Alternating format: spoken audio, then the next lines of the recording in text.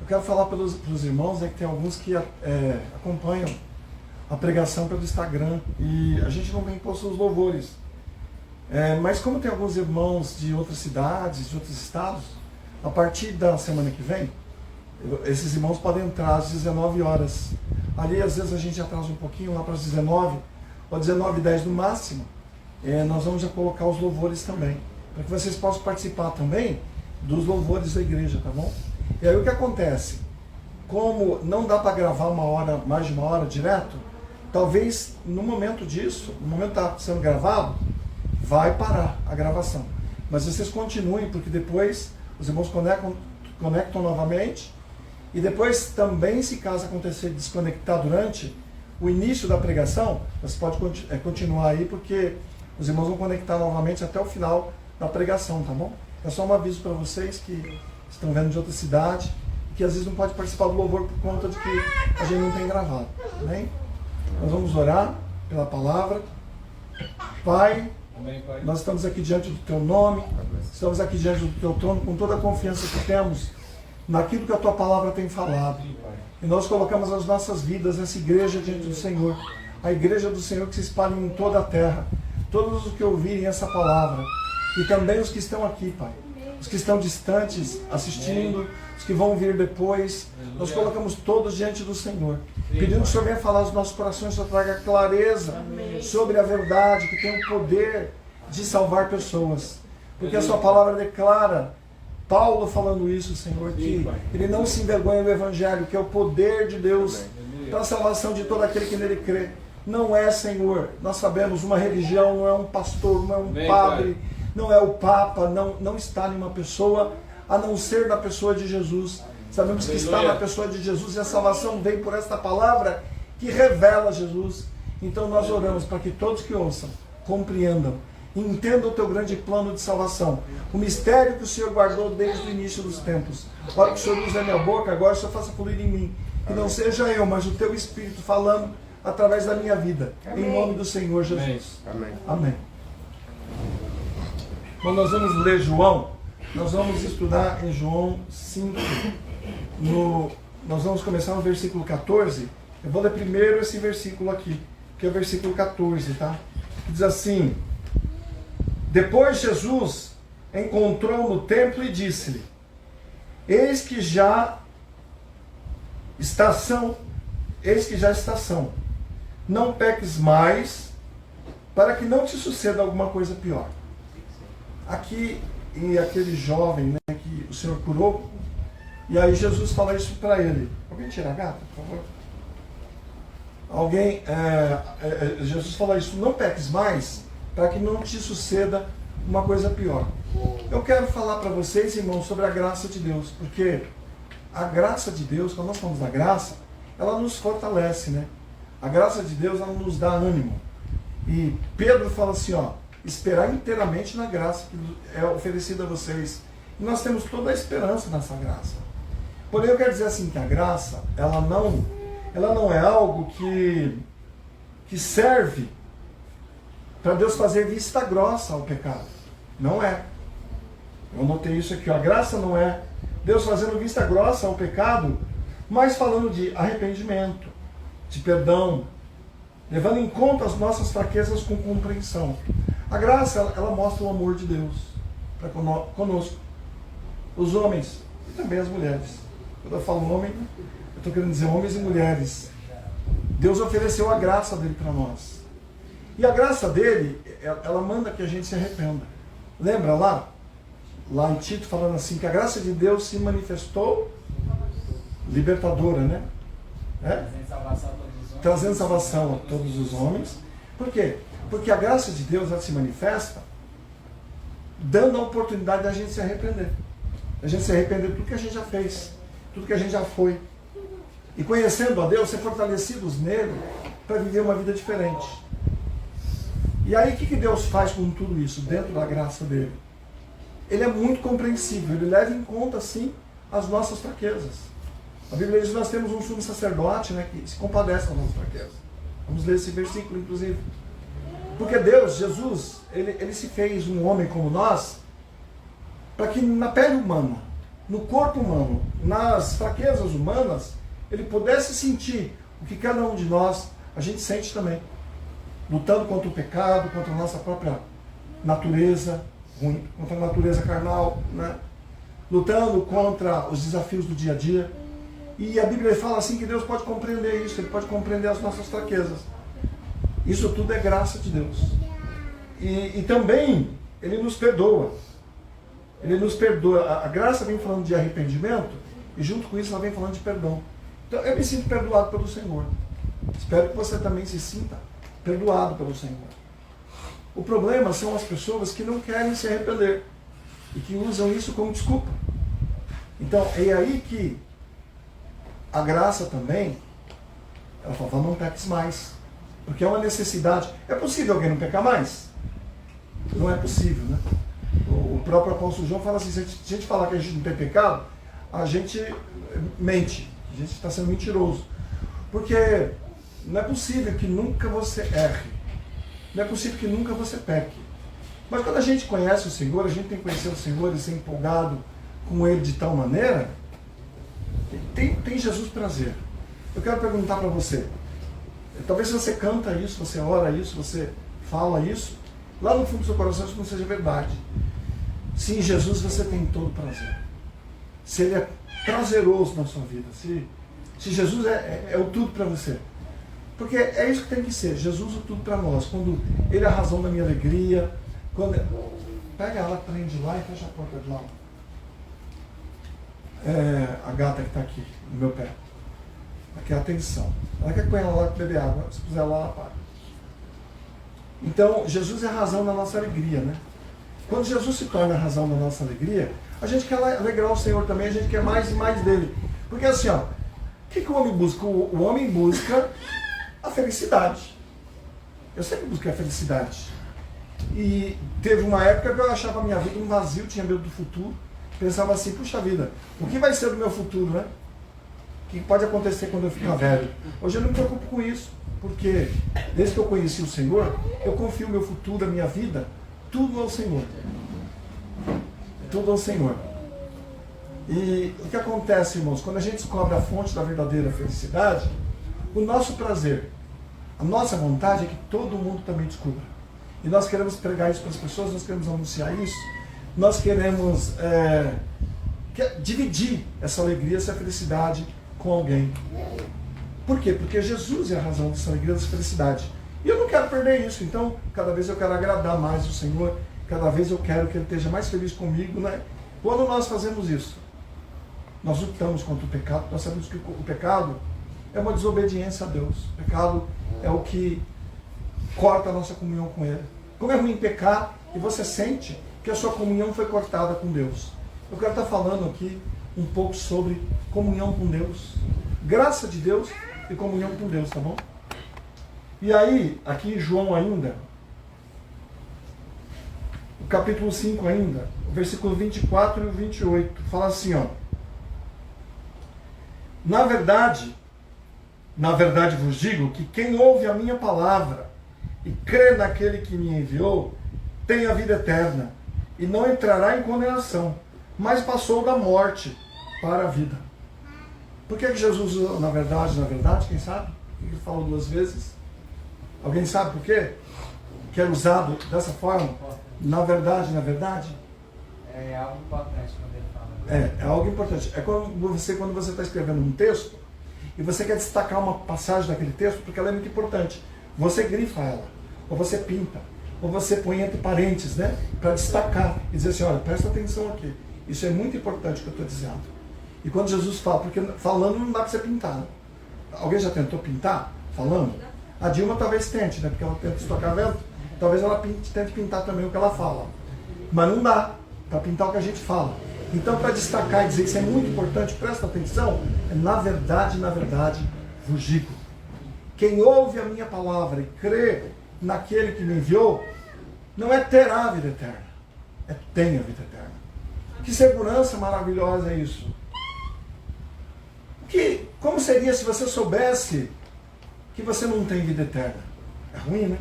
Pensar que você não tem vida eterna. Pensar que não tem vida eterna. E alguém pode pensar assim, mas vida, viver para sempre? O que significa viver para sempre? Eu não tenho essa ambição de viver para sempre. Depende de como você vê a vida aqui. Fala, vem para o Senhor e você vai viver para sempre. Soa de um jeito que alguém pode pensar assim: mas eu não quero viver para sempre. Para que viver para sempre, né? Vai ficar fazendo o que vivendo para sempre? Eu não quero viver para sempre. Parece que soa dessa forma. Mas quando a gente está falando de que nós somos seres imortais, quando a gente está falando de que Deus soprou em nós o sopro da vida, e que o nosso espírito não pode ser morto, Jesus falando de vida eterna aqui, ele não está falando só de você estar acordado vivendo para sempre. A palavra vida aqui não significa morte, significa separação. Separação eterna, sofrimento eterno. Né? Aí alguém pode pensar assim: mas eu não quero viver para sempre. Que sentido tem em viver para sempre? Deixa o médico vir, dá para você fala assim, dá para você como é que fala? Um laudo. Fala assim: você tem uma semana de vida, viu? É só uma semana. Que você vai ver como viver é importante. Mas mais importante do que isso, e o homem busca muito isso, né? Como o ser humano quer viver para sempre. Troca todo o dinheiro, troca tudo que tiver, que se falar que vai morrer, ele vai tentar sobreviver o máximo. Mas quando Jesus está falando de vida eterna aqui, não significa só isso. Significa muito mais do que isso, porque todo ser humano vai viver para sempre, mas aonde? Né?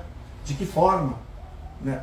E a palavra morte aqui, significando separação eterna, sofrimento eterno, Jesus está dizendo assim: eu estou arrancando aquele que crê em mim, aquele que dá ouvidos à minha palavra, eu estou arrancando você da condenação eterna, do sofrimento eterno, da separação eterna de Deus.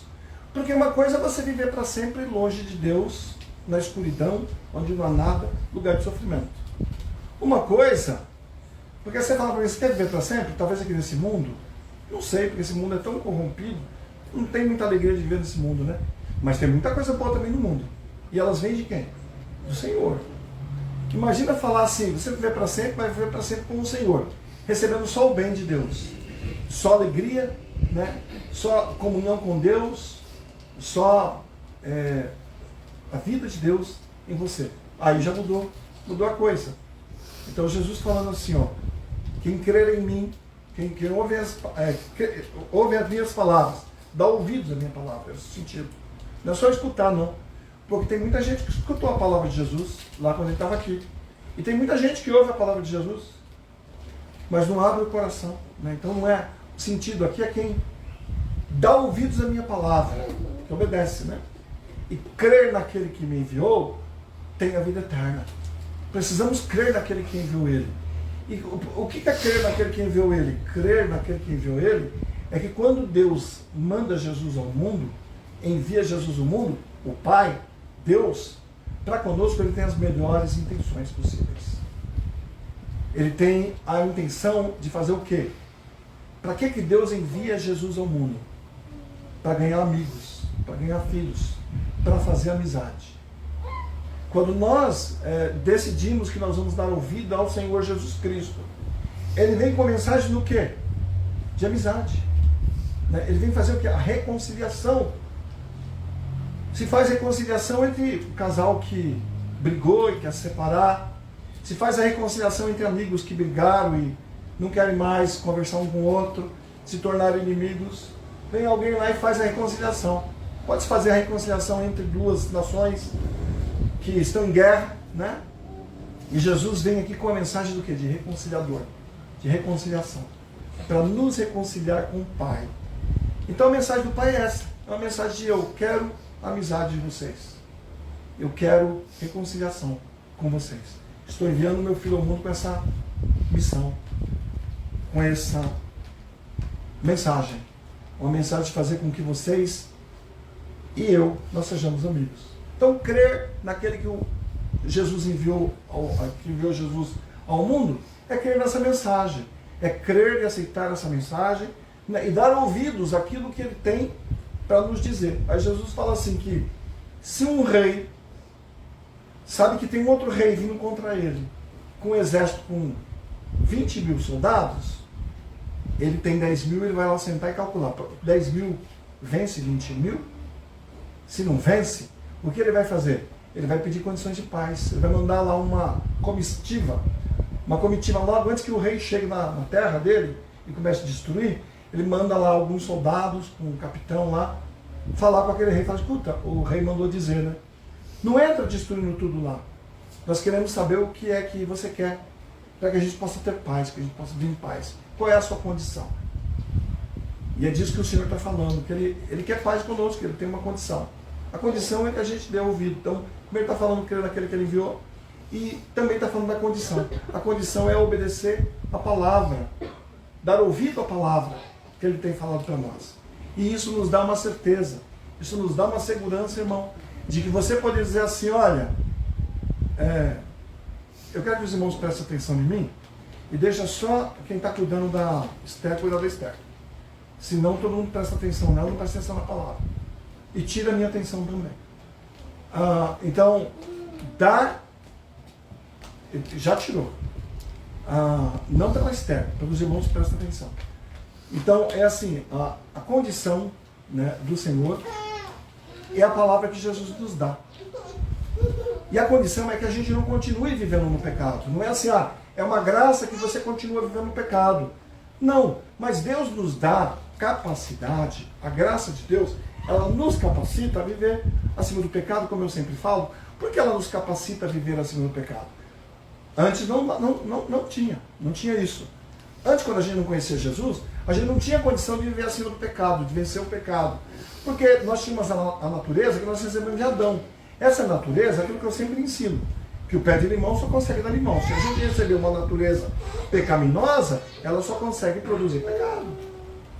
Porém, agora, como nós nascemos de novo em Cristo, nas águas, nós nascemos de novo no Espírito de Jesus, nascemos de novo e recebemos a natureza de Jesus, agora nós temos condição sim de frutificar e dar um fruto diferente. E para isso nós temos que fazer o quê? Como é que nós podemos fazer isso? Nos enchendo da presença de Deus, nos enchendo de quem é Jesus. Ainda, se a gente mesmo assim se encher de quem é Adão, se a gente começar a viver fortalecendo a nossa carne, fortalecendo o pecado, a natureza humana, a gente só vai produzir o que a natureza humana produz. Mas se a gente se encher daquilo, de quem é Jesus, da natureza de Jesus, nós vamos produzir aquilo que Jesus Cristo é. Então, a gente pode ainda pecar? Sim, porque somos humanos e, de repente, mesmo assim, com tudo que Deus fez por nós, a gente dá um tropeção aqui ou outro ali. Mas a graça cobre tudo isso. Então, eu não preciso andar condenado porque eu pequei. Eu não preciso me sentir condenado porque eu cometi um pecado. Eu que decidi que viveria para Jesus. E aí, se eu olhar para a vida dos homens que Deus chamou, alguém diz que a época da graça é agora, mas eu olho para Davi, eu vejo Davi vivendo a graça de Deus naquela época, né? E vejo tantos homens lá naquela época que viveram uma vida tremenda com Deus e pecaram. E depois de Davi, no Novo Testamento, alguém pecou? Todos pecaram. Todos pecaram. Mas há uma diferença entre todos os que pecaram rejeitando o Senhor e todos os que pecaram sem querer pecar, querendo servir a Deus. Eu faço uma distinção que eu enxergo com clareza, até mesmo sobre Judas e Pedro, porque Deus olha a intenção. Alguém fala assim, Pedro, né? Não, Judas. Judas, ele não se arrependeu. Ele teve remorso. Mas lá, acho que em João, em Lucas, fala assim, e arrependido, foi e enforcou-se. A Bíblia fala que ele se arrependeu. Então, a Bíblia não fala que ele só teve remorso. Não é a Bíblia que fala isso. E Pedro também traiu Jesus. Judas traiu Jesus e Pedro também traiu Jesus. E aí alguém dá uma interpretação para isso, dizendo assim, olha, Judas não foi perdoado porque Judas traiu, mas não se arrependeu. Ele só teve remorso. E Pedro se arrependeu, e aí por isso ele foi perdoado. Mas o que eu vejo da diferença entre Judas e Pedro é que assim, Judas passou o tempo todo traindo, na verdade. Judas enganava, roubava o dinheiro.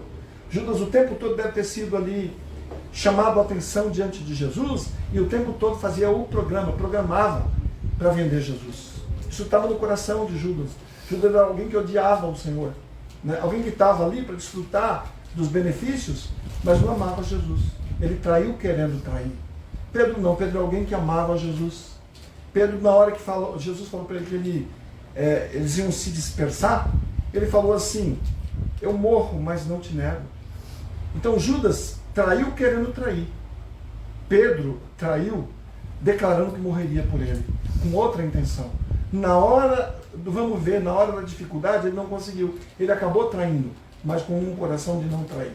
Então, essa é a diferença de alguém que serve, que decidiu andar com Jesus Cristo, que entregou sua vida, que está se esforçando para fazer a vontade de Deus, e de alguém que não está nem aí para Deus, que quer apenas receber coisas de Deus, quer ter Deus como útil, né? Quer fazer de Deus alguém útil. Você pode fazer de muitas pessoas úteis. Fazer de trouxa alguém que você só tira proveito. Tem gente que faz isso da mulher, do marido, do amigo, né? Só tira proveito do outro. Você pode fazer isso de quem você quiser. Mas não faça isso de Deus. Não tente vir para o Senhor porque você quer usá-lo, porque você quer os benefícios. Porque Deus sabe distinguir bastante isso. E Ele sabe distinguir o que é discípulo do que é multidão. O que é alguém que de verdade tem o coração nele e alguém que quer as bênçãos dele. Verdade, Deus derrama as bênçãos sobre todos. Mas no fim, quem vai estar com ele é aquele que dá ouvidos à sua palavra. Não aquele que só busca em Deus prazeres ou qualquer outra coisa. E agora, eu quero dizer assim para vocês, né, que ele fala assim, eu li o 25, 24, né? Deixa eu ver. Era até o 28. Estou no lugar errado. Em verdade vos digo que vem a hora, e agora é, em que os mortos ouvirão a voz do Filho de Deus, e os que a ouvirem viverão. Interessante que quando Jesus fala aqui, e lá na frente ele vai falar, que muitos vão ouvir a voz dele no sepulcro, e vão sair, os sepulcros vão se abrir, eles vão sair. O que Jesus está falando aqui desses mortos que vão ouvir a voz do Filho de Deus e viverão, ele não está falando da ressurreição do último dia. Ele está falando da voz do Senhor quando nós damos ouvidos à voz do Senhor e nós ressuscitamos e estamos aqui. Nós, como diz lá em Efésios, né? Que pela graça sois salvos por meio da fé. E vos vivificou, ele começa a falar, vos vivificou, estando vós mortos em vossos delitos e pecados. Isso ele está falando para a igreja de Efésios. Porque Deus falou assim para Adão, Adão, o dia que você comer desse fruto e você pecar, você morre para mim. E ali Adão morreu no dia que ele comeu daquele fruto e pecou, ele morreu para Deus. Mas a palavra diz assim que todos pecaram e foram destituídos da glória de Deus. Então, quem morreu? Né? Todos nós morremos. Todos nós morremos para Deus. Hoje você sai na rua lá fora, você fala bom dia, boa tarde para as pessoas, você negocia com pessoas, compra, vende para pessoas, né? Você tem alguém do teu lado no teu trabalho, com quem você conversa o dia inteiro. A maioria dessas pessoas são pessoas mortas. São pessoas que morreram. Quem são as pessoas de verdade vivas? Ali Paulo dirige a palavra dele, né? A mensagem do Senhor para a igreja de Éfeso, falando assim, olha, Ele vos vivificou quando vocês estavam mortos nos delitos e pecados de vocês, em que outrora andaste segundo os desejos da carne, fazendo a vontade da carne de pensamento, éreis por natureza filhos da ira. As pessoas dizem que todo mundo é filho de Deus, mas ali está dizendo que aqueles que vivem segundo a carne, fazendo a vontade da carne de pensamento, é por natureza filhos da ira. Mas o dia que aquelas pessoas ouviram essa palavra, elas ouviram o quê? De quem é essa palavra? Jesus, que não é nem dele, né? Fala assim, a palavra que eu tenho falado, ela não é minha, mas é aquele que me enviou. Então, aqueles que deram ouvido a esta palavra, ressuscitaram, foram vivificados, viveram de novo para Deus. E quem está ouvindo é aquele que nunca nasceu de novo. Lembra do religioso Nicodemos indo falar com Jesus, tenho minha religião, Jesus. Né? Sou fariseu, a maior religião que tem. Reconheço, Jesus, que o Senhor é o Filho de Deus, porque ninguém pode fazer. Está lá em João 3. Os sinais que tu fazes, se Deus não for com ele. E Jesus fala assim, ó, se você não nascer de novo, não pode nem ver o reino. E se você não nascer de novo, não pode entrar nele também. Então, a questão é exatamente essa, irmãos. O Senhor nos ressuscitou. Quem nunca nasceu de novo, quem nunca nasceu da água do Espírito, como Jesus disse, tem gente que diz que não é necessário, né? Ser da água do Espírito, mas Jesus diz, não se admire que eu vos disse, necessário vos é nascer de novo. Jesus disse que é necessário, e eu fico com Jesus. Né? Quem nunca nasceu de novo, então está morto para Deus. Continua morto como Adão esteve morto. Mas Deus mandou o seu Filho ao mundo, Jesus ao mundo, exatamente para isso. Para que a gente viva de novo para Deus. Vivendo novamente para Deus, Ele nos dá do seu Espírito. Recebendo do seu Espírito, nós recebemos capacidade de viver uma vida santa. Porque é isso que espera Deus de nós. E essa vida santa, nós não podemos produzir pela nossa própria força. A única coisa que nós podemos fazer, que é um mandamento para nós, é encher-vos do Espírito. E quando você se enche do Espírito Santo, o Espírito Santo vai te dirigir em toda a verdade. O Espírito Santo vai te dirigir na natureza de Deus. O Espírito Santo vai te conduzir na santidade do Senhor. Quem está cheio do Espírito Santo, você lembra o que a palavra fala? Que a boca fala do quê? O coração está cheio. Imagina alguém cheio do Espírito Santo falando palavrão, contando piada imoral. Não dá. Porque você vai falar do que você está cheio. Se você está fazendo essas coisas, você está cheio da natureza humana. Cheio do pecado. Né? Então a boca fala do coração está cheio. E também a gente só pode produzir fruto da natureza que está reinando em nós. Tem que ser a natureza de Deus reinando em nós. Tudo isso é graça de Deus. Sabe por quê tudo isso é graça de Deus? Porque isso não é produzido em nós. Isso vem do Senhor. Tudo isso foi um presente de Deus para nós. Então, nós só temos que nos encher, viver em comunhão com Deus. Lembra que no começo eu falei que eu quero falar da comunhão, né, da nossa comunhão com Deus aqui.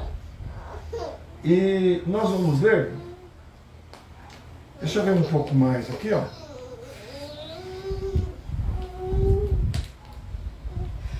Depois do 28 ele fala assim, ó. Ele fala: não vos maravilheis disto, porque vem a hora em que todos os que estão nos sepulcros ouvirão a sua voz. Olha só, primeiro ele está falando daquele que ouve a palavra de Deus e ressuscita. Mas ali, Jesus está falando, na verdade, ele está falando da ressurreição que nós já tivemos. É verdade que a palavra também fala de que vai tocar a última trombeta, e ao som da última trombeta nós também vamos ressuscitar. Quem está falando uma outra coisa. Está falando daqueles que vão ouvir agora, né, no versículo 28, não se maravilhe de que ressuscita. Não se maravilhe de quem ouve a minha palavra, ressuscita. Ele não está falando da trombeta, ele está falando da palavra. Quem ouve a palavra, ressuscita. Isso aconteceu conosco. Mas quem morreu em Cristo, no último dia vai acontecer o quê? Ressuscitará. Ao som da última trombeta, no arrebatamento, que eu não creio que o arrebatamento seja agora no início da tribulação, né? Mas eu sei que no dia que o Senhor Jesus voltar, os mortos que morreram em Cristo, está lá em 1 Tessalonicenses 4, de 13 a 17, né? Todos os que morreram em Cristo não são como os demais que não têm esperança. Nota que lá diz assim, ó: irmãos, eu não quero que vos entristeçais com aqueles que morreram em Cristo como os demais que não têm esperança. Ou seja, quem morreu sem Cristo não tem mais esperança. Aí tem igreja que faz missa de sétimo dia, isso não é bíblico, né? Orar por quem morreu sem Cristo, a Bíblia diz não tem mais esperança. Mas quem morreu em Cristo, ao ouvir o toque da última trombeta, é disso que Jesus está dizendo. Os sepulcros se abrirão e essas pessoas ressuscitarão para viver com o Senhor para sempre. Então isso é uma coisa que nos dá muita alegria e muita segurança também. E que também nos dá um compromisso. Eu queria que os irmãos olhassem para cá. A palavra está aqui. Isso nos dá uma segurança e muita alegria e muito trabalho. Porque quantas pessoas você ama, irmão? Quantas pessoas são importantes para você? Deixa arrancar só uma dessa da sua vida e dizer assim, você perdeu lá para sempre. Para ver como vai ser angustiante o resto da sua vida, como é que vai ser difícil o resto da sua vida. E muitas pessoas que não querem saber do Senhor, a gente olha lá na hora que morre alguém, essa pessoa entra em desespero total. Porque ela perdeu aquela pessoa, a maioria não sabe nem para onde foi, não sabe o que vai acontecer, mas nós sabemos que aqueles que estão em Cristo, porque a palavra diz, para não se entristecer, porque a Bíblia diz que eles serão trazidos novamente com Cristo. Amém. No dia da ressurreição, e nós teremos essas pessoas novamente conosco. Então imagina o tamanho do presente de Deus, do tamanho do que Deus nos oferece, quando Deus está falando assim, olha, eu não só salvo você, mas eu devolvo para você as pessoas que você ama aqui na terra, na ressurreição do último dia.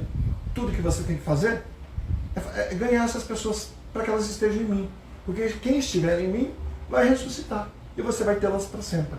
Então olha o tamanho do nosso compromisso, o tamanho do trabalho. Nós que dizemos que amamos as pessoas, como nós não vamos dar Jesus para as pessoas? Porque levar Jesus às pessoas é uma continuação disso que Jesus fez.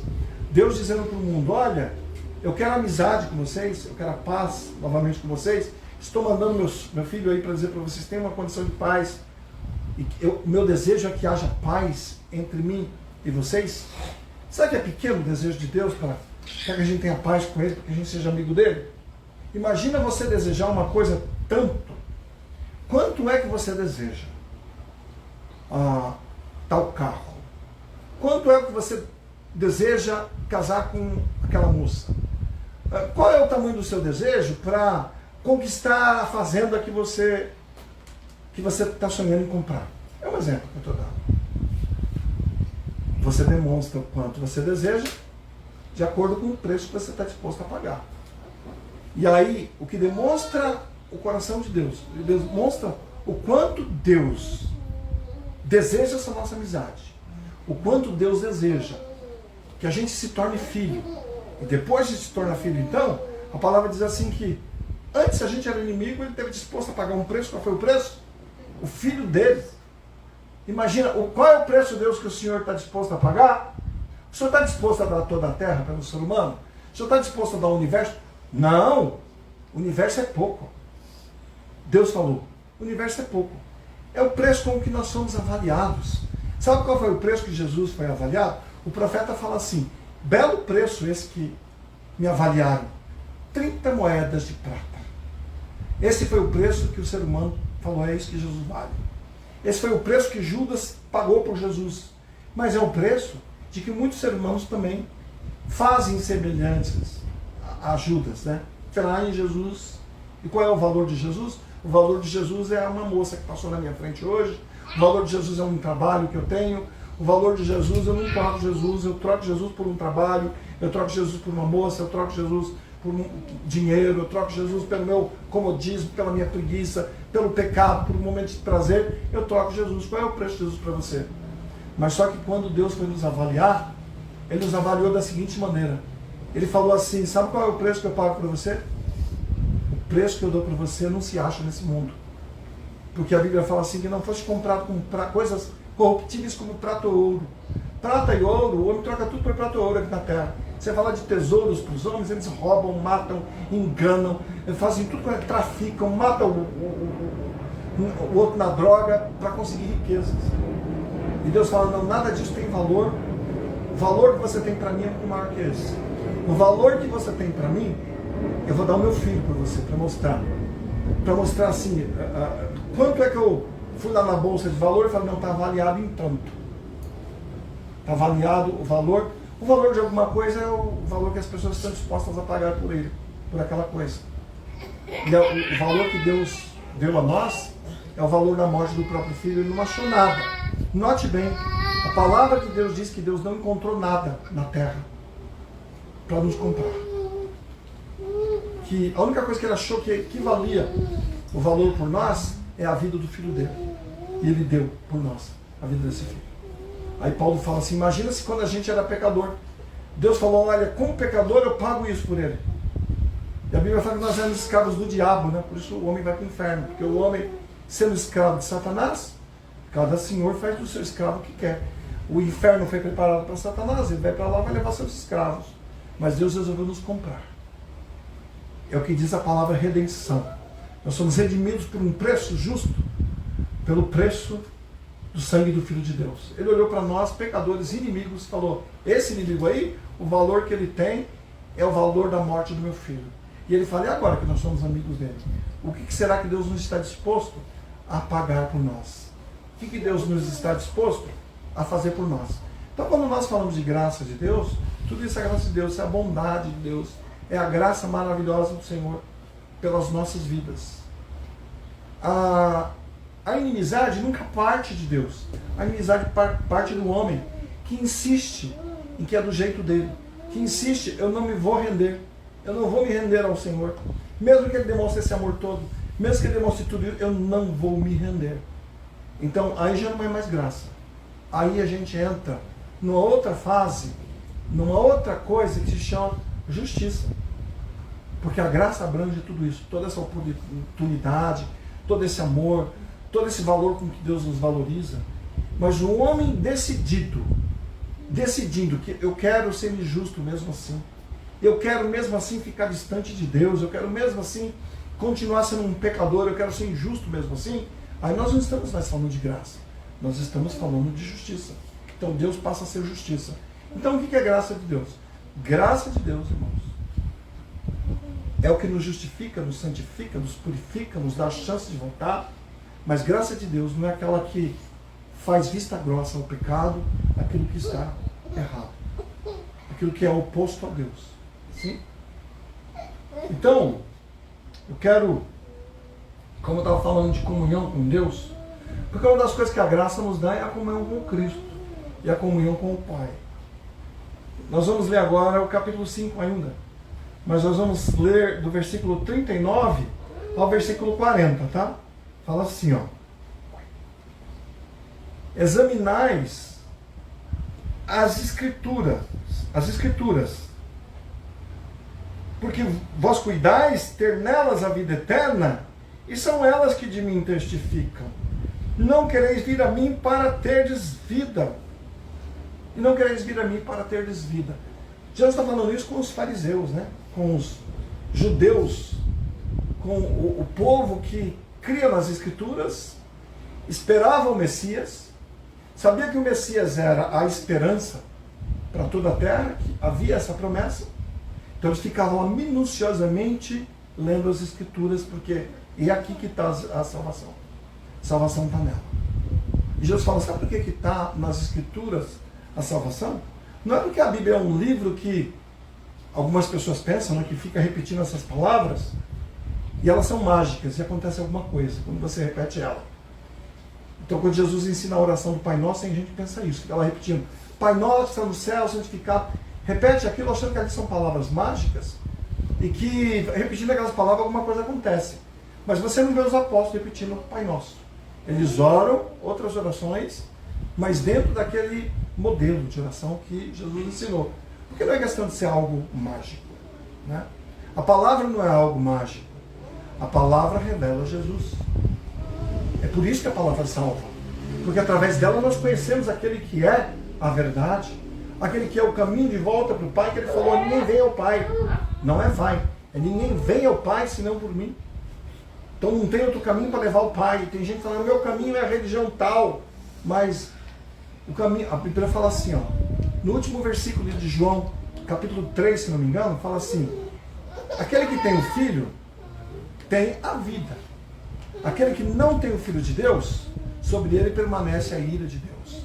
Ou você tem Jesus e você tem a vida, ou você não tem Jesus, com religião ou sem religião, e o que permanece sobre você é a ira de Deus, porque Jesus é o único meio, Jesus é o único que veio com uma mensagem, Jesus é o único que veio com a missão de reconciliação, de fazer da gente reconciliáveis com Deus. Então, pode ser religião evangélica, pode ser católica, pode ser espírita, pode ser que religião for. Se não houver essa conexão com Jesus Cristo, não tiver, se você não conheceu Jesus, se você não tem de verdade Jesus, o Cristo, não nasceu dele, de novo, nenhuma religião vai te salvar. Nenhuma. E aqui então ele está falando isso, né? Vocês estão examinando as Escrituras porque vocês julgam que nela tem a vida eterna? São elas que testificam de mim. Por que vocês não querem vir a mim para ter vida? Sabe esse não querem vir a mim para ter vida? Isso acontece hoje, não é só com os judeus no ano passado, que criam que as Escrituras eram o meio de salvação. Hoje, as pessoas todas elas falam assim que Jesus é o Salvador. Todo mundo fala que Jesus é o Filho de Deus. As pessoas falam de Jesus, né, chamam ele de Senhor, mas só que não querem vir para Jesus para ter vida. Querem vir para Jesus com outros objetivos. E eu digo para vocês assim, Jesus é o único. Não tem outro. Não tem outro meio, irmão. Não tem outro meio de você se salvar, não tem uma outra forma. A religião, ela mostra assim a intenção do homem, tentando alcançar Deus, tentando alcançar Deus, tentando alcançar Deus através da religião. A palavra religião significa religar. Mas Deus falou, todos os esforços de vocês são inválidos. Porque vocês, seres humanos, tudo que vocês fazem é reprovável. Lembra de Isaías falando assim, que as nossas justiças diante de Deus, para quem está pensando assim, mas eu sou uma boa pessoa, eu não roubo ninguém, eu não mato, eu não tenho vício, eu não faço mal para ninguém. Tá, você está falando da tua justiça.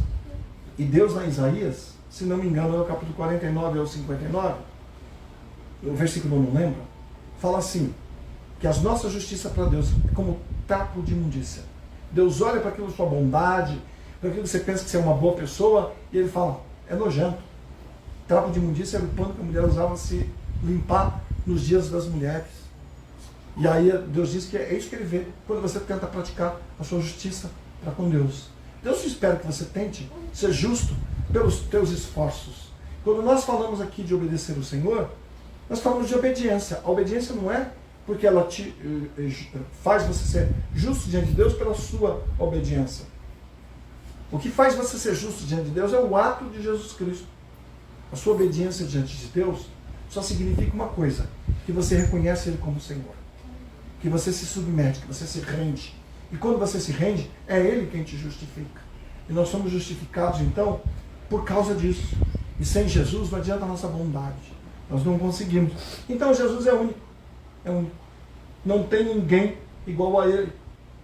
Então se você perder Jesus, não tem outro meio. Então por que você, ou sei lá quem, não sei se você, mas tem pessoas que não estão nem aí, se elas estão pensando, eu não estou obedecendo Jesus, já falaram isso para mim, mas eu não estou nem aí, estão me censurando, eu continuo a mesma coisa, eu não me arrependo. Tem irmãos que falam assim, o irmão fala com você, irmão, olha irmão, você precisa mudar, você precisa se arrepender, você precisa ser mais profundo com Deus, ele não dá ouvido, o irmão perde as esperanças, não nem mais falar, não vou mais falar.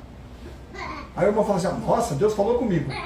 Deus falou comigo, agora eu mudo. Uma semana depois está lá de novo, falando não sou discípulo? Eu não sou discípulo, eu não vou estar no meio dos discípulos, porque eu sou multidão, né? Que conformismo, que arrependimento vai nisso. Então Deus também vai um dia lá parar de falar com você. Porque se até o Deus falando com você, você não dá ouvidos, Deus fala, mas você não muda, Ele também vai parar. Ele também vai parar, porque a sua superficialidade, os irmãos estão certos, realmente confirma isso. Porque como deve ser alguém que entendeu. Imagina você descobrir que agora está sendo tudo destruído, você não tem vida eterna. Você vai correr querer ter vida eterna, né? Mas eu vou dizer para você assim, tão grave quanto isso, eu acho até pior. Porque a vida eterna é uma consequência de ter Jesus. Eu acho assim, para mim já não é terrível só pensar não ter vida eterna. Poxa, não ter Jesus é muito terrível. Então aquele que nasceu de novo, aquele que ama de verdade ao Senhor, quando é que nós não temos Jesus? Quando nós pecamos ali, a nossa comunhão corta.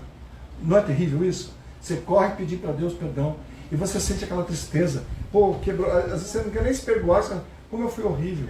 Mas você pede perdão e a sua comunhão volta. Então o terrível não é não ter vida eterna. O terrível é não ter comunhão com o Senhor.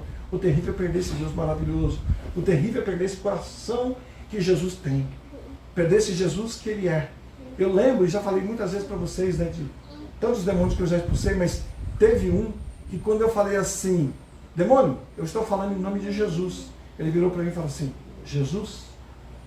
Você nem imagina como ele é lindo. E eu pude ver nele assim a dor de ter perdido Jesus. Você não imagina como ele é maravilhoso, como ele é lindo. Né? E a gente vê nas músicas, os demônios cantando, né? Que ele queria voltar, que ele queria ter de novo, mas o Senhor não ouve mais ele. Porque ele não se arrepende. Não tem mais chance para ele. Ele não se arrepende. Ele não tem mais perdão. Ele não tem mais Jesus. Então, para nós que temos Jesus, que de verdade experimentamos Jesus, o terrível não é não ter vida eterna. O terrível é não ter comunhão com Jesus. O terrível é não ter Jesus. Porque Jesus é maravilhoso mais do que todas as coisas. E não dá para trocar Jesus. É verdade. Aí você sabe, eu já li o 39 e 40, né? Que diz que as Escrituras é que testificam de Jesus. Você sabe quem é Jesus? Jesus é a razão de tudo de Deus. Quando Deus chama Abraão, Deus já fala logo de Jesus, falando assim, ó, em ti serão benditas todas as famílias da terra, porque da tua descendência, né, vai nascer um, em quem vai ser abençoada todas as famílias da terra. Esse é Jesus. E Israel, quando foi criado Israel, a descendência de Abraão, era toda a esperança deles. Era o Messias. Todo mundo vivia sonhando isto, esperando o Messias. Não, poxa, um dia vai vir o Messias. O mundo é difícil, as coisas são difíceis, nós perdemos Deus, não temos mais Deus conosco, mas um dia vai vir o Messias. Nós seremos perdoados de novo, nós seremos religados novamente com Deus através desse Messias. E o Messias era meio incógnita, porque ninguém sabia quem seria o Messias. E eles ficavam esperando, se preparando, querendo o Messias. Aí eu vou dizer para vocês assim, ó, o comportamento de Israel diz claramente que era uma nação que aguardava o Messias e queria muito o Messias. Quando você vê a movimentação de Israel ali, você vê, ó, por que João tinha discípulos? Porque estava esperando o Messias. Ele sabia que ele era aquele que vinha endireitar o caminho de quem? Preparar o caminho de quem? Ele fala assim, ó, eu não sou o Messias. Eu sou a voz que clama do deserto, que diz, endireitar e preparar o caminho do Senhor. Ele sabia que era isso, então ele preparou discípulos. Quando Jesus passa, João tem discípulos. E ele fala para os discípulos assim, olha, esse é o Cordeiro de Deus que tira o pecado do mundo. Porque ele estava preparando aqueles discípulos, não era para ele, era para o Messias. Ele estava preparando o caminho para que quando Jesus viesse, ele fosse recebido pelos seus discípulos. Então, o comportamento de João mostra que ele estava esperando o Messias. Mas, a mulher samaritana, quando ela encontra com Jesus, ela fala assim, ó, os nossos pais, eles dizem que, eu sei que quando o Messias vier, ele vai nos dizer todas as coisas. Os nossos pais dizem que se adora nesse monte, e vocês judeus dizem que é em Jerusalém. Então, quando o Messias vier, quando o Cristo vier, o Messias que se chama Cristo vier, o que está no coração dessa mulher? Qual é o pensamento dela? Ela também está esperando o Messias. Ela também quer o Messias. Então a gente vê uma nação que está esperando o Cristo, o Messias.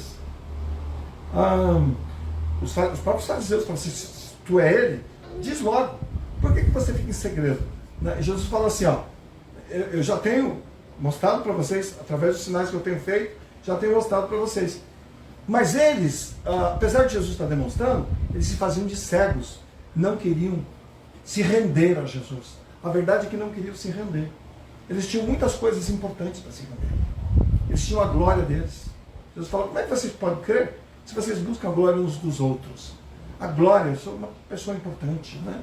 Vou ter que deixar tudo isso, me humilhar para receber Jesus, que é uma pessoa humilde. Né? Eles tinham a glória deles. E muitos de nós estamos falando de Jesus, o mundo inteiro está falando de Jesus, mas tem muita coisa importante para deixar, para seguir Jesus, e não se rende. Seu pecado, às vezes, seu prazer, é mais importante, e você não se rende. Eu, quando falei a semana passada, eu falei assim, irmãos, eu estou pregando essa palavra aqui, e tem alguns que não mudam. Lembra que eu falei isso? Eu falei, e não vão mudar. Vão ouvir essa mensagem e não vão mudar. E de verdade, ouve a palavra semana passada, semana tem que estar ouvindo outra. Porque de verdade, quando você passou lá no meio da semana, você já vê que a pessoa de novo, ela está agindo para o seu próprio prazer. E o que acontece? A graça de Deus, quando nós falamos de graça de Deus, aprova, gente, assim não aprova. E o que nós temos que fazer? É o que a palavra fala. Está em mim me arrepender. Está em mim tomar uma nova decisão. Está em mim. Eu não espero alguém emocional. Porque a pessoa emocional é como aquela pessoa que diz, Tiago, ele fala assim, do homem emocional, né? O homem que tem o ânimo dobre. Uma hora o ânimo dele está numa coisa, outra hora está em outra. Uma hora está feliz porque aconteceu uma coisa, outra hora está feliz porque aconteceu outra. Outra hora está triste também porque causa outra coisa. O homem que anda por emoções, não é esse o homem que o Senhor está procurando. Então, eu não prego a palavra aqui para alguém que eu espero chegar aqui e que não quer ouvir, não está disposto a servir o Senhor. Fica aqui. Um dia pode ser que você ouça a palavra e ela toque no seu coração e você mude. Isso é esperar emoções de alguém. E a questão não é emoção. A questão é decisão.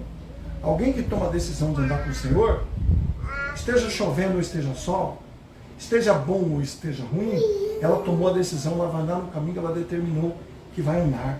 Então tem irmãos que é assim, hoje esse irmão falou comigo, nossa, mas ninguém nunca falou desse jeito. Agora sim, agora vai mudar. Deixa passar uma semana, deixa passar 2 semanas, deixa passar 3 semanas, você vai ver se vai mudar. Vai mudar coisa nenhuma, porque o homem que anda pela emoção, ele não muda. O que muda é o homem que anda por decisão. Então você que está aqui hoje, não espere a sua emoção. Você está entendendo o que eu estou falando com você? Está entendendo que está errado? Tome a decisão. Aconteça o que acontecer, o caminho é este. Eu vou pagar o preço, eu vou andar no Senhor, eu vou dar a minha vida pela causa, eu vou viver isso estando feliz ou estando não feliz. Eu vou ser humilde, me humilhar diante de Deus, me humilhar diante do que for necessário para fazer a vontade dele. E aí sim, você vai ver que a coisa muda. Porque alguém que pecou e se arrependeu, não é alguém que ficou chorando. Ele ficou chorando, chorou tanto. Por que eu não choro quando me arrependo? Porque não há necessidade de chorar quando se arrepende. Há só necessidade de uma coisa, de se levantar e falar, Senhor, me perdoa, que falha que eu tive. Isso foi horrível. Senhor, eu vou fazer de tudo. Eu não caio mais nisso para te desagradar. Eu não pratico mais isso. Eu vou tomar uma decisão, seja o que for, e aí talvez você caia de novo. Porque você é humano, mas você caiu com a intenção de não cair mais. Né? Você caiu tomando a decisão, não por emoção. E aí o que mais mostra lá que Israel esperava o Messias? Levi, lá no templo. Lembra de Levi no templo? Que quando Jesus aparece, Jesus não fez milagre nenhum. Jesus nem falava ainda, era um bebezinho com 8 dias de nascido. E na hora que ele toma Jesus nos braços, o Espírito Santo fala com ele, e ele fala assim, Senhor, agora despede o teu servo em paz, porque os meus olhos já contemplaram aquele que é a esperança de Israel. O que ele esperava? Aquele que é a esperança de Israel. Sabe a esperança de Israel? Ela foi a esperança de Israel para os 12 apóstolos, para a igreja do passado. A esperança de Israel continua sendo a esperança de Israel para nós hoje. É a esperança dos gentios hoje. E se chama Yeshua, Jesus Cristo, aquele que nós dizemos que é o nosso Senhor, aquele que está falando aqui, ó, quem crer em mim, né? Que crer naquele que me enviou e dá ouvidos à minha palavra, quem ouve a minha palavra e crer naquele que me enviou, tem a vida eterna. É a esperança de Israel que está falando isso para nós. E qual é o preço com o qual eu vou avaliar aquele que é a esperança de Israel? O único preço e tudo que eu tenho para dar vale muito mais do que isso, mas a única coisa que eu poderia dar por ele, o maior preço que eu posso dar é a minha vida. E a minha vida eu posso dar ela vivendo ou eu posso dar ela morrendo. E não chegou ninguém e desafiou você a morrer por Jesus, né? Então você não pôde dar a vida para ele assim. Mas uma coisa é certa, ele fala assim para você, que aquele que viver pela causa dele, né, estiver disposto a perder a sua vida, é quem terá ele. Então você pode sim avaliar ele desse preço. Eu vou dar a minha vida por Jesus. Eu vou viver por Jesus. E ninguém vive por Jesus e por pecado. Paulo fala assim, olha, não dá para você comer na mesa do Senhor e na mesa dos demônios. Se você está comendo na mesa dos demônios, irmão, levanta de lá. Porque comer na mesa dos demônios é ter comunhão com eles. E comer na mesa do Senhor é ter comunhão com Jesus. Estou aqui falando sobre a comunhão com Jesus, porque aí então Levi, também mostra que Israel esperava aquele que é a esperança de Israel. Eles esperavam a promessa de Deus e sabiam que era a única maneira, não tem outra maneira. Quem lá no passado morreu, não teve Jesus, aqueles que ouviram ele. Muitos ouviram ele, esperando ele, ouviram ele, rejeitaram ele, voltaram as costas para ele. Aqueles não têm mais chance. Porque agora, semana passada Deus me deu uma visão, eu esqueci de falar para vocês. Eu vi ossos tão velhos, que na visão me vinha assim, são ossos, não ossos de séculos atrás, que viveram séculos atrás, mas ossos que viveram milênios atrás, tão velhos que eram. E eu vou dizer para você, um dia, você que está vivo aqui hoje cheio de orgulho, achando que você é dono do seu nariz, que você pode fazer tudo, que você nunca vai acontecer nada com você, um dia os seus ossos vão se tornar ossos velhíssimos depois da sua morte, e já passou, não dá mais para você consertar. Aqueles ossos antigos não tem mais como eles voltarem, consertarem a vida dele, falarem assim, poxa, o Messias, né? O Cristo, eu preciso reconhecer o Cristo. Quem reconheceu, reconheceu. Quem não reconheceu, não reconheceu. Quem deu ouvidos à sua palavra, deu a vida à sua palavra, ouvidos.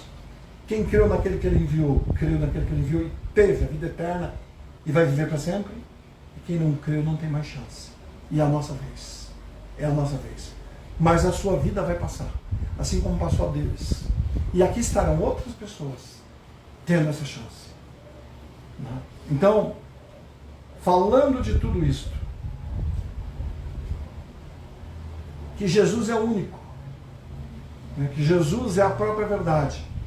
João Batista, lá em Mateus 11, no versículo 2, ele fala assim, ó, ele está passando por muitas lutas, ele sabia que Jesus era o Cristo, ele manda dizer que Jesus é o Cristo, ele diz que Jesus é o Cristo, mas quando ele está passando por muitas lutas, as lutas oprimem ele de tal maneira que ele chega a duvidar, será que ele é o Cristo mesmo?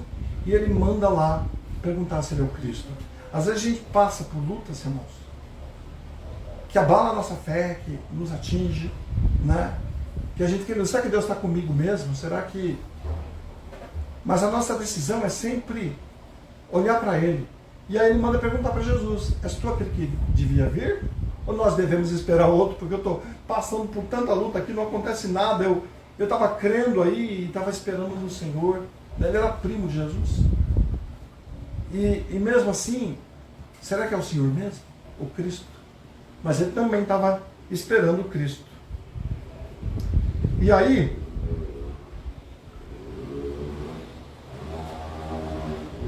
quando ele fala isso, os discípulos também passaram por dificuldades, todos passaram por dificuldades.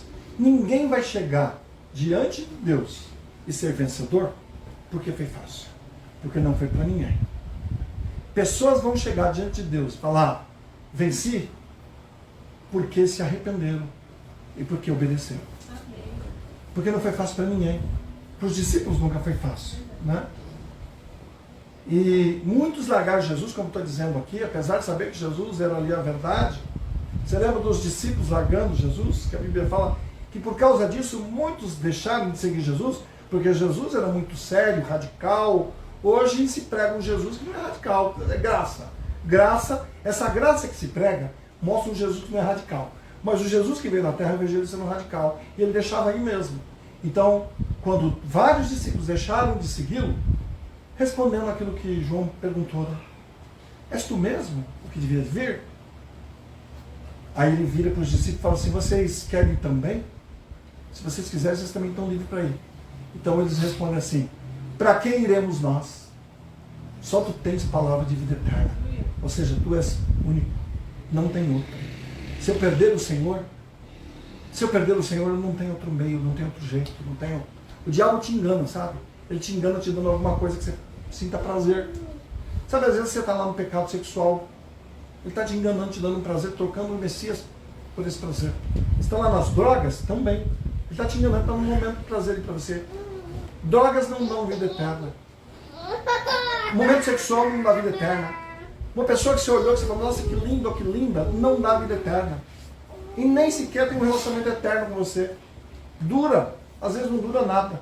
às vezes nem dura. Não dá a vida eterna. É verdade. O único que tem a vida eterna, que tem esse poder de falar assim, ó, crer naquele que me enviou, dar ouvido à minha palavra, tem a vida eterna, é Jesus. E o diabo nos engana. Então Jesus é único. E como ter isso, irmãos? Nós temos isso vivendo em comunhão com Jesus Cristo. Porque nós precisamos ter comunhão com Deus. Muitos de nós, e eu falo muito sobre isto, o diabo achou muitos meios para cortar nossa comunhão com Deus. Eu lembro no meu passado. E agora eu tenho dificuldade com isso também, muitas vezes. Tenho orado ao Senhor e falado sobre isso com o Senhor. Ali ele perde todas as palavras. Tá ali, ó. Ah, tá ali? Que bom. Tá bom. Então, a dificuldade é manter uma comunhão com Deus. Porque comunhão com Deus não é apenas você vai lá no fim de semana fazer uma visita para Deus. Tem gente que entende isso, né? Eu vou lá no monte ter uma visita para Deus. E olha que eu vou subir o monte, tenho que me preparar. Porque o monte é santo? Não, eu tenho que viver com Deus o tempo todo. Comunhão com Deus é você viver interagindo com Jesus, meditando nas coisas que Jesus disse, né? Eu lembro então, uma vez o pastor falando assim, isso é aquela mulher que tem comunhão com Deus, né? Até a roupa que ela vai comprar, ela pergunta, Deus, o senhor quer essa ou quer essa? Eu sentado lá no meu cantinho, eu falei assim, rapaz, isso aí é o que eu faço o tempo todo, não é só a roupa que eu vou comprar não. Eu converso com Jesus Cristo o dia inteiro. Eu vou com ele conversando no ônibus, eu volto com ele conversando, eu pergunto tudo o que eu vou fazer, eu pergunto para o Senhor, e eu estou falando com ele o tempo todo. Isso é ter comunhão com Deus, irmão. Isso é ter comunhão com Deus. Eu quero que vocês prestem atenção aqui, tá? Isso é ter comunhão com Deus. Agora, se você puder arrumar um copo de água, Gil. É pra mim? É. Até que enfim, vem com peixinho? Ai, peixinho é bom demais. Cata do aquário que vem com peixinho. Ter comunhão com Deus é você ler a palavra. Eu leio ali o livro de João, Jesus falando aquelas coisas tão profundas que ele é, né, o pão vivo que desceu do céu. E como eu gosto de meditar nisso, como eu gosto de conversando com Deus sobre essas coisas, durante o dia, durante as coisas que você está fazendo. Mas o diabo, ele criou um meio e que não tem como você fazer isso. Porque todo o nosso tempo está pego no celular. Ele está com você em todo lugar. Não é o Espírito Santo. Não é o Senhor. É o celular que toma o teu tempo. Então por isso eu prego muito que a gente use o celular somente nos momentos necessários. Que você saia das redes, evita a rede social. Por isso que eu falo, evita redes sociais. Eu não estou proibindo você de nada. Não estou censurando. Me ouve quem quer. Evita redes sociais porque você já perde muito tempo no celular. Mesmo se você não usa o celular para jogo. Mesmo se você não usa ele para ficar no Facebook. Mesmo assim, você perde muito tempo com ele. Porque toda hora vem mensagem no WhatsApp, você responde ele, você liga para a mãe, você liga para o pai, você liga... E você perde tanto tempo com isso, que essa sua comunhão com Deus já não existe mais. E imagina alguém que fica lá em jogos, em outras coisas, né? Então, nós temos sido uma geração que temos perdido a nossa comunhão com aquele que é a esperança de Israel. Com aquele que é o almejado, o desejado das nações. Com aquele que é quem Israel esperava. E que todos esses homens estavam ali em oração, a Bíblia diz que Ana, uma viúva de 84 anos, não saía do templo. A barba está atrapalhando.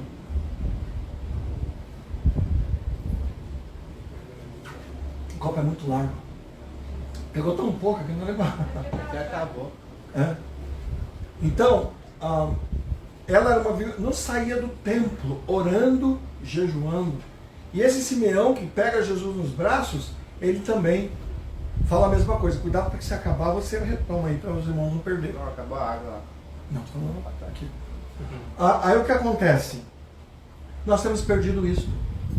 Então, vida eterna não faz nem sentido sem Jesus. Se perder a comunhão com Jesus não faz diferença nenhuma.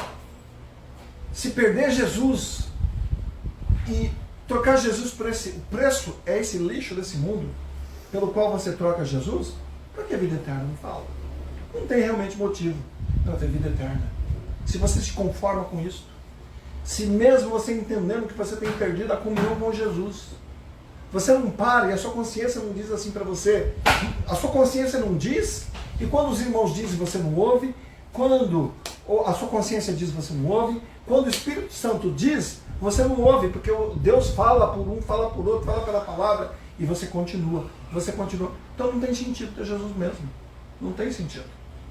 Porque se Jesus tem um preço tão barato, se ele vale tão pouco, né, de verdade tem outras coisas muito mais importantes. Vai lá e curte essas coisas que são mais importantes.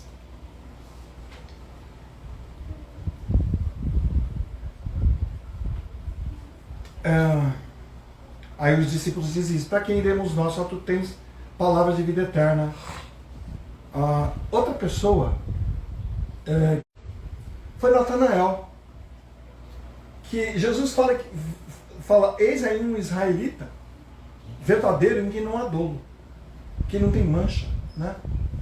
Ele fala: você me conhece da onde? Ele fala assim: antes que, acho que André, né, te chamasse Esperança de Israel. Jesus fala assim para ele: porque você ouviu isto, você creu? Eu te digo, coisas maiores verás. Você vai ver os anjos de Deus descendo e subindo sobre o Filho do Homem. Porque a entrega foi por tão pouco, foi tão pequeno que foi necessário ser feito para que Natanael reconhecesse a esperança de Israel. E bastou isso para ele perder a vida, para ele seguir Jesus durante toda a sua vida e viver com Jesus toda a sua vida. Depois, também eu já tinha falado do rapaz que está lá no templo, Levi, né? Que ele vê Jesus e reconhece Jesus. Os irmãos do passado compreenderam que nenhum outro há salvação. Lembra da gente lendo os Atos 4,12? Olha Paulo falando aí. Paulo se esforçou tanto para seguir uma religião. Ele era tão íntegro, tentou fazer de todas as formas, tentar ser justo com todos os esforços dele. Aí ele chegou a uma conclusão, falou assim: nenhum outro há salvação. Porque também debaixo do céu, quem quiser ver, está lá em Atos 4,12. Alguém que roga para outro salvar, para outro ter misericórdia, que ora para outro, vai lá, está escrito lá, Atos 4,12. E nenhum outro há salvação. Porque também embaixo do céu nenhum outro nome é dado entre os homens pelo qual nós possamos ser salvos ou devamos ser salvos. Então Jesus é único. Jesus é único. Então Jesus está avaliado por mim muito mais do que eu posso imaginar, muito mais do que eu possa pagar. E a única coisa que eu posso fazer, assim, os trocadinhos que eu posso dar, é a minha vida, em favor dele. É a minha vida. E você também. São os trocadinhos.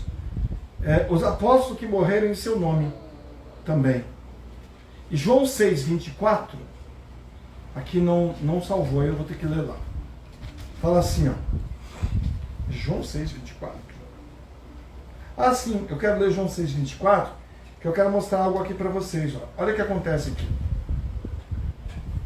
Vendo, pois, a multidão que Jesus não estava ali, nem os seus discípulos, entraram eles também nos barcos e foram a Cafarnaum em busca de Jesus. Foram em busca de Jesus. As multidões foram em busca de Jesus. Todos buscam Jesus, todos vão em busca de Jesus. E essa multidão, sabe por que eles foram em busca de Jesus? Porque um dia anterior, Jesus tinha multiplicado pães e dado pão para eles comerem, e eles comeram um pão, se saciaram e sobrou um monte de pão. Então eles estão atrás de Jesus de novo, porque eles querem mais pão. E aí, nessa busca, aí Jesus fala assim para eles, acho que no 25, Jesus fala assim, Jesus fala no 26, Jesus respondeu-lhes e disse: na verdade vos digo que me buscais não pelos sinais que vistes. Ele está falando, não é buscar sinais não. Ele está falando que os sinais testificam que ele é o Cristo. E não é por causa disso que vocês estão buscando. Mas porque comeste pão e vos saciastes. Conversa vem, se você ler um pouquinho mais para frente ali, eles vão estar falando assim, os nossos pais, Moisés deu pão para eles comerem no deserto. Você dá o que para nós? Eles queriam fazer com que Jesus desse pão de novo para ele. Por que você tem buscado o Senhor? Você quer pão para comer? Você quer milagre na sua vida? Você quer receber algo do Senhor? É isso que você tem buscado Jesus? Você quer buscar Jesus porque sabe que Deus é abençoador? E você quer tirar proveito de Deus, como eu disse no início? Quer fazer de Deus alguém útil para você? Que você pode utilizar sem nenhuma reverência, sem nem... você não vem para Ele porque você quer servi-lo, você vem para Ele porque você quer absorver tudo que Ele tem, mas não ama, porque o amor é provado por aqueles que, não como Judas, andava com Jesus, desfrutava de tudo, viu quem Ele era, mas planejava traí-lo. Qualquer coisa deixaria, porque qualquer coisa venderia ele. 30 moedas de prata basta. Mas como Pedro falhou sim. Pedro negou Jesus, mas negou com aquele coração morto por ele. E agora, para terminar, eu quero falar de João, irmãos. Porque 1 João fala assim, ó. E esta é a mensagem que dele ouvimos. E vos anunciamos que Deus é luz e não há nele trevas nenhuma. Se dissermos que temos comunhão com Ele e andamos nas trevas, mentimos e não praticamos a verdade. Mas se andarmos na luz como Ele na luz está, temos comunhão uns com os outros e o sangue de seu Filho Jesus Cristo nos purifica de todo pecado. Se dissermos que não temos pecado, enganamos-nos a nós mesmos e não há verdade em nós. Se confessarmos os nossos pecados, Ele é fiel e justo para perdoar os nossos pecados e nos purificar de toda injustiça. E eu esqueci, eu peguei uma passagem errada, que eu queria pegar aquela passagem que João fala assim: e a nossa comunhão é com o Pai e com o seu Filho Jesus Cristo. E eu quero encerrar falando isso para você, sobre a comunhão com o Pai e com o seu Filho Jesus Cristo. 1 João 1,3 que fala isso. Quero encerrar falando isso para você. Sobre a comunhão com o Pai e com o seu Filho Jesus Cristo. Porque comunhão, como eu disse, não é você visitar lá Deus de vez em quando. Deus está em nós pelo Espírito. E andar em comunhão com Ele é andar conversando, interagindo com Ele, ouvindo Ele, né? Isso é andar em comunhão com Deus. E agora eu quero dizer o que é comunhão com o diabo para você. Sabe o que é comunhão com o diabo?